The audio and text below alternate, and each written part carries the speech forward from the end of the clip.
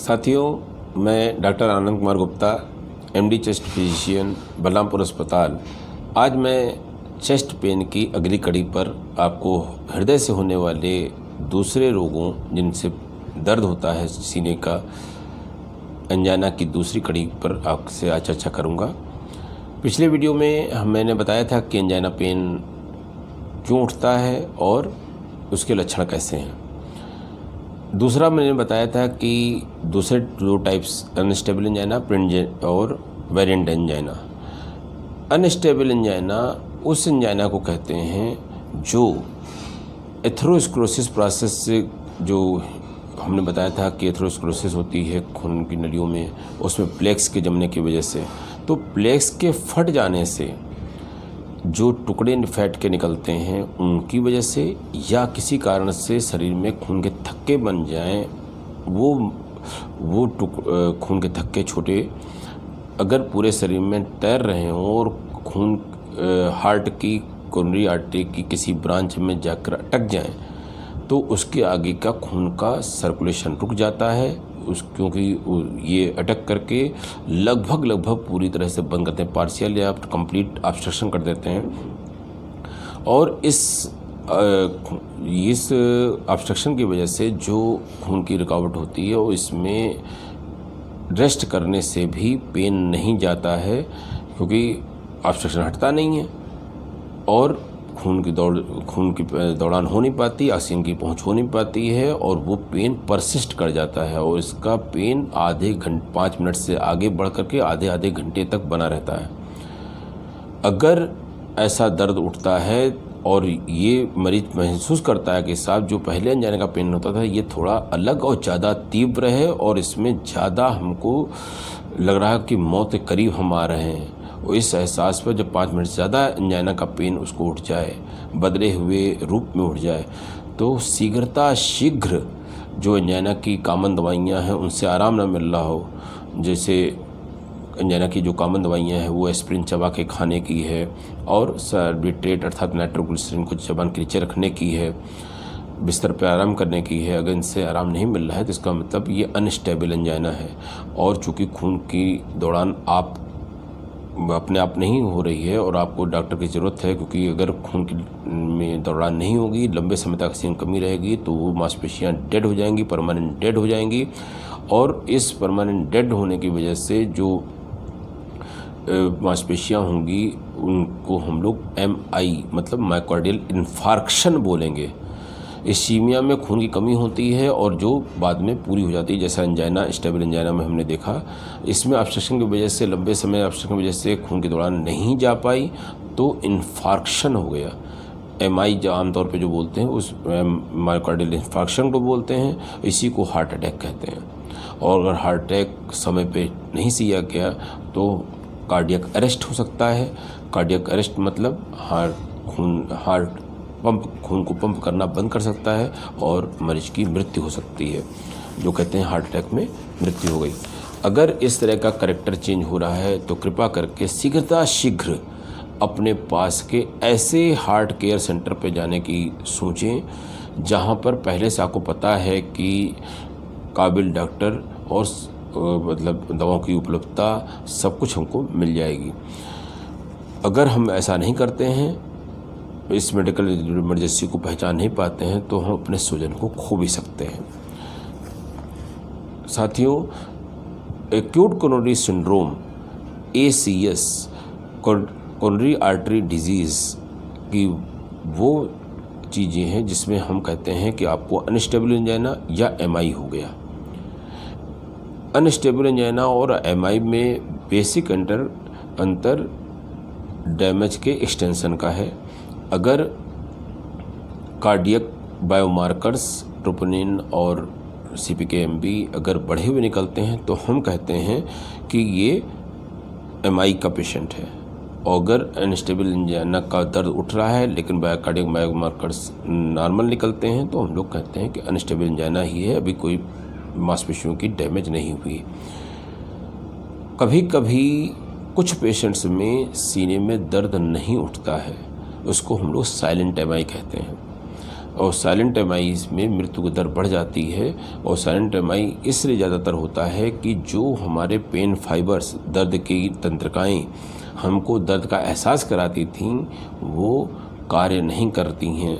कार्य क्यों नहीं करती हैं? जैसे डायबिटीज़ में आपको पता है कि उसका जटिलता होती है न्यूरोपैथी, और जो डायबिटीज़ जिनकी कंट्रोल नहीं होती है उनको हाथ पैर में झंझनाहट और सुन्नपन का एहसास होने लगता है। किसी को डायबिटिक फुट हो जाता है क्योंकि चोट का एहसास नहीं हुआ, छोटा मोटा घाव हो गया, इग्नोर कर दिया, ध्यान नहीं दिया, वो देखा ही नहीं कि हमको चोट लगी है, और वो घाव पका और अल्सर बदल गया। और फिर डायबिटिक फुट मतलब काटने की नौबत तक भी आ जाती है अगर बचा नहीं पाता है पैर तो, क्योंकि उसमें खून की नलियों में दौड़ान की कमी से गैंग्रीन तक हो जाती है। तो इन सब में जब हार्ट की जो पेन फाइबर्स हैं उनमें अगर भी ये लक्षण आगे न्यूरोपैथी हो रही है तो साइलेंट एमआई हो सकता है, और वो अक्सर मृत्यु कारण होता है, क्योंकि मरीज को पता ही नहीं लग पाता कि हमको हार्ट अटैक पड़ गया, और वो गैस और सब करते हुआ कॉमन दवाइयों को लेता हुआ बिना डॉक्टर के पास गए एक्सपायर हो जाता है। इस तरह के हमको समझिए कि डायबिटीज़ को भी हमको अच्छे से कंट्रोल करना है कि हमको अंदर न्यूरोपैथी ना होने पाए। तीसरा जो टाइप है वो वेरिएंट एंजाइना कहलाता है। इसके दो नाम और हैं, इसको प्रिंट्ज मेटल एंजाइना भी कहते हैं या एंजाइना इन्वर्सस भी कहते हैं। ये एक वैसोस्पास्टिक एंजाइना है। वैसोस्पास्टिक मतलब स्पास्म माने होता है सिकुड़ना, वैसो माने खून की नलियाँ। इसमें एज सच प्लेग जिम्मेदार नहीं होता, एथेरोस्क्लेरोसिस का प्रोसेस जिम्मेदार नहीं होता, अचानक खून की नलियों के सिकुड़ जाना जिम्मेदार होता है। और ये रेयर एंटाइटी है, कम मिलती है, 100 एंजाइना के पेशेंट में मात्र 2 में मिलती है, इतना कम इसका डाटा है। और ये ख़ास बात है चूँकि ये स्पास्म पर मतलब अचानक सिकुड़ जाने की पैथोलॉजी पर आधारित है, ना कि प्लेग की, तो इसमें एज यंगर पॉपुलेशन होती है। और इसमें जो दर्द उठता है जनरली हमने बताया था एंजाइना और अनस्टेबल एंजाइना जनरली एक्सर्शन पे होता है। अनस्टेबल एंजाइना तो रेस्ट पे उठ सकता है, और प्रिंज मेटल एंजाइना या एंजाइना इन्वर्सस ये जो है हमेशा रेस्ट में ही उठता है, और इवन रात में सोते सोते उठता है। अचानक किन्हीं कारणों से खून की नलियों को दौरान सिकुड़ जाती हैं, खून का दौरान रुक जाता है और आपको चेस्ट पेन सोते सोते उठ जाता है, ये इसकी पहचान है। या अर्ली मॉर्निंग में उठ जाता है। कोरोनरी आर्टरी में अचानक टुकड़े में या लंबे कहते कि थोड़े थोड़े कई दूरी पर ये स्पास्म में चली जाती हैं, सिकुड़न में चली जाती हैं, और ये क्लस्टर में होती है, मतलब इधर उठा उधर स्पास्म ख़त्म हुआ किसी तरीके से, फिर स्पास्म में चली गई, फिर दर्द उठा, इस तरह से क्लस्टर मतलब नहीं कि कई संख्या में हो जाता है। इसके अंदर रेस्ट करने से जो रिस्क फैक्टर्स हैं, रेस्ट करने से ज़्यादा आराम नहीं मिलता क्योंकि रेस्ट में उठता ही है। और इसके जो रिस्क फैक्टर है मतलब किनको ज़्यादा उठता है वो हैं जो उनको इमोशनल स्ट्रेस बना रहता है, स्मोकर होते हैं, कुछ ऐसी दवाइयों का सेवन कर लेते हैं जिसको अल्फा एगोनिस्ट ग्रुप की कहते हैं, जैसे स्यूडोएफेड्रिन या कहते हैं कि ऑक्सीमेटाजोलिन, इस तरह की दवाइयाँ सेवन करते हैं और उनमें ये प्रवृत्ति होती है, उनके अंदर ये उठ जाता है। या जो कोकेन का सेवन करते हैं उनमें ये उठने की संभावना प्रबल रहती है अगर ऐसी प्रवृत्ति है, या ठंडक से हो जाता है, मैग्नीशियम डिफिशिएंसी होता है, ऐसे कई कारण हैं। तो ये रेयर टाइप है, इस पे चर्चा करने के लिए बता दिया, लेकिन इसके लिए चिंता करने की ज़रूरत नहीं है। और हाँ, इस तरह के लक्षण किसी को मिलते हैं तो डॉक्टर बतलाएंगे कि कैसे इसको अलग किया जाए, कैसे समझा जाए और कैसे इलाज किया जाए। एंजाइना के रिस्क फैक्टर्स क्या हैं? रिस्क फैक्टर्स हैं डायबिटीज़ और ब्लड प्रेशर, सबसे बड़े रिस्क फैक्टर्स हैं। इसमें होता क्या है, दोनों में इन दोनों की बीमारी की वजह से अकेले या दोनों एक साथ होने पर खून की नलियों की अंदरूनी सतह डैमेज होने लगती है, और इस डैमेज होने से जो है जो कोलेस्ट्रॉल का जमाव है वो तेज़ी से होता है, तेज़ी से संक्रिय होती हैं, और इससे जो है एंजाइना का पेन उठने की संभावना प्रबल हो जाती है। बुरे कोलेस्ट्रॉल का अर्थात एलडीएल का स्तर का बढ़ा होना, अच्छे कोलेस्ट्रॉल अर्थात एचडीएल का घटा होना, धूम्रपान करने की आदत, बढ़ती उम्र, इस पर आपका कोई रोक नहीं है वैसे, और एक्सरसाइज ना करना, फैमिलियल हिस्ट्री होना, जिनमें हार्ट अटैक की हिस्ट्री होती है, एंजाइना की हिस्ट्री होती है, जिन परिवारों में उनको वो भी उसी लाइफ स्टाइल से हो रहे होते हैं, बच्चे भी उसी लाइफ स्टाइल से होते हैं, उनको होने की संभावना प्रबल हो जाती है। और मोटापा, मोटापे से डायबिटीज़, मोटापे से हार्ट कहते कि हाइपरटेंशन, ब्लड प्रेशर हाई होना, और मल्टीपल फैक्टर्स, इनसे जो है आपको ये चीज़ें रिस्क फैक्टर्स एंजाइना की तरफ ले जाती हैं।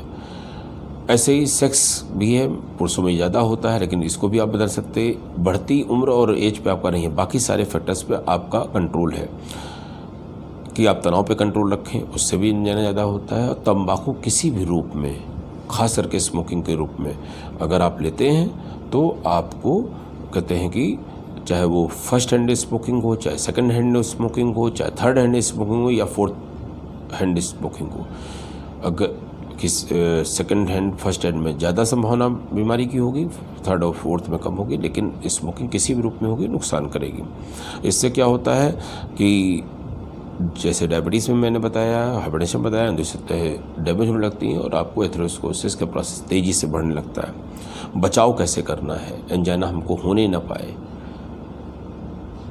बढ़ती उम्र और कहते हैं कि अपना लिंग अर्थात मेल का होना, ये तो आप नहीं बदल सकते, लेकिन अगर हम एक्सरसाइज को अपनी आदत बना लें, अच्छी लाइफ स्टाइल को अपनी अच्छी आदत बना लें, तो हम इन बीमारियों से बच सकते हैं।